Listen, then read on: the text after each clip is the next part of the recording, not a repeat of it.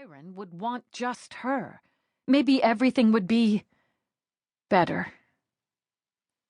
Then he was discovered groping one of the Ocean Park nurses in an empty hospital room. The hospital tried to chastise Byron Adderley, but he wasn't the kind of man to be chastised. The nurse was summarily dismissed, and the incident swept under the hospital rugs.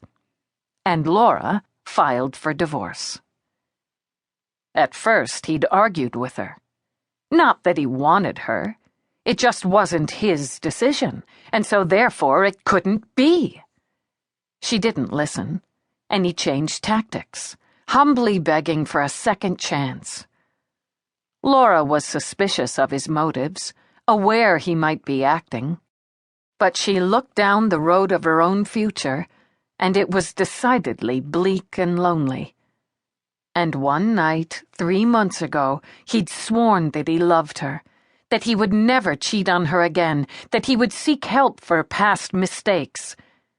She had wanted to believe him so much, needed to, shut the clamoring voice in her head that warned her to be smart, and one thing led to another, and they ended up making desperate love together. A second chance. Maybe a last chance that Laura had to take. And then another nurse came forward, complaining that Dr. Adderley had made inappropriate advances toward her. Byron vehemently denied the charge, but Laura, who had abilities that he didn't understand, some she didn't understand herself, knew without a doubt that he was lying through his miserable white teeth. She let the divorce proceedings run their course, and being Byron, he took up with another woman. This time, Laura didn't look back.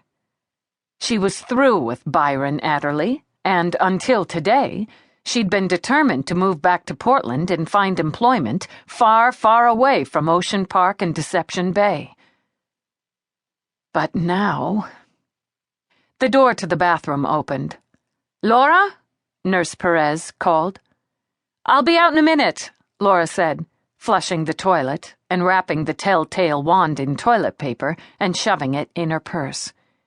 "We need help in the ER. We've got a head trauma coming in." "Okay." She heard the door close and let herself out of the bathroom. Washing her hands, she looked hard at her reflection in the mirror. Serious blue-gray eyes stared back at her, and she could see the beginning of her own dishwater blonde hair reappearing at her hairline, the longer, darker tresses trying to escape their ponytail and curl under her chin. A strong chin, she'd been told, that, along with high cheekbones and thick lashes, gave her a slightly aristocratic look, something far from what she really was.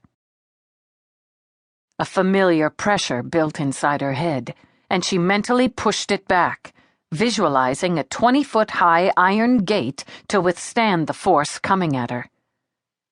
This was an automatic response that clicked in almost unconsciously when particularly strong, unwanted, bad thoughts attacked her.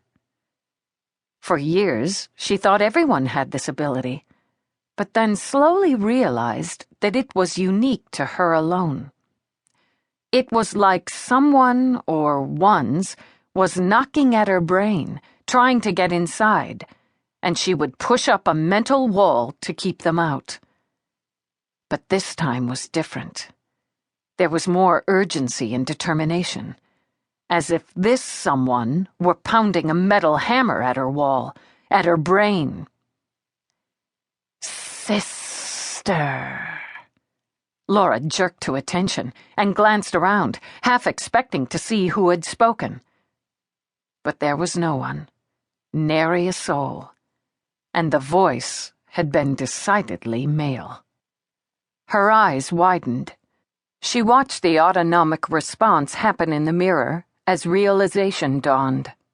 A realization she wanted desperately to deny. He was back.